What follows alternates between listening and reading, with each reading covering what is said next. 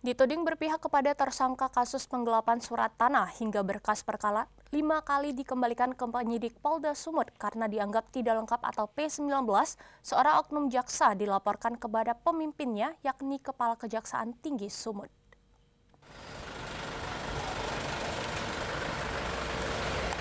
Didampingi kuasa hukumnya, organisasi bantuan hukumnya Santi Bulung, warga Jalan Tengku Amir Hamzah, Kecamatan Medan Helvetia, Medan, Senin siang, mendatangi kantor Kejaksaan Tinggi Sumut di Jalan AH Nasution, Medan, untuk melaporkan oknum jaksa Kejatisu Irma Hasibuan yang dituding berpihak kepada tersangka DRS dalam kasus penggelapan surat tanah.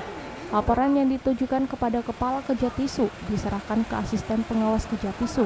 Jaksa Irma Hasibuan dilaporkan karena sebagai JPU dalam kasus penggelapan surat tanah dianggap tidak netral dan terkesan berpihak kepada tersangka, dibuktikan dengan berulang kali mengembalikan berkas perkara ke penyidik Polda Sumut karena dianggap tidak lengkap atau P19.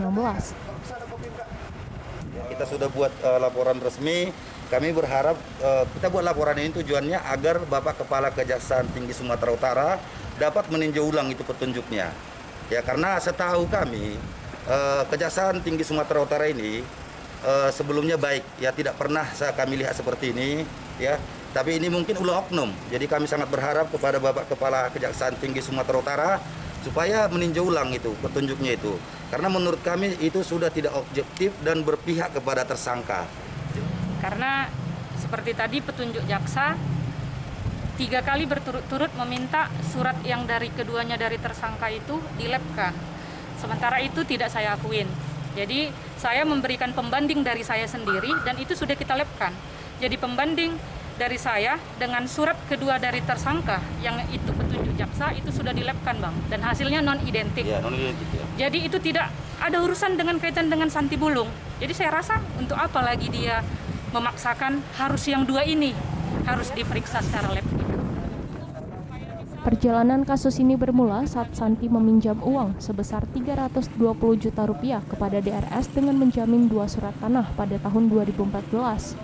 Karena tidak dibayar, DRS melaporkan Santi ke Polrestabes Medan. Hingga tahun 2016, PN Medan memvonis Santi hukuman 1 tahun 10 bulan penjara. Namun setelah persoalan selesai dan Santi ingin mengambil surat tanahnya, ternyata tersangka DRS malah menggadaikan kembali surat tanah tersebut kepada saksi berinisial IRT tanpa sepengetahuannya. Hingga akhirnya DRS dilaporkan ke Polda Sumut pada tahun 2019 lalu dan kemudian ditetapkan sebagai tersangka dalam kasus penipuan dan penggelapan surat tanah milik Santi Bulung. Dari Medan, Said Ilham iNews melaporkan.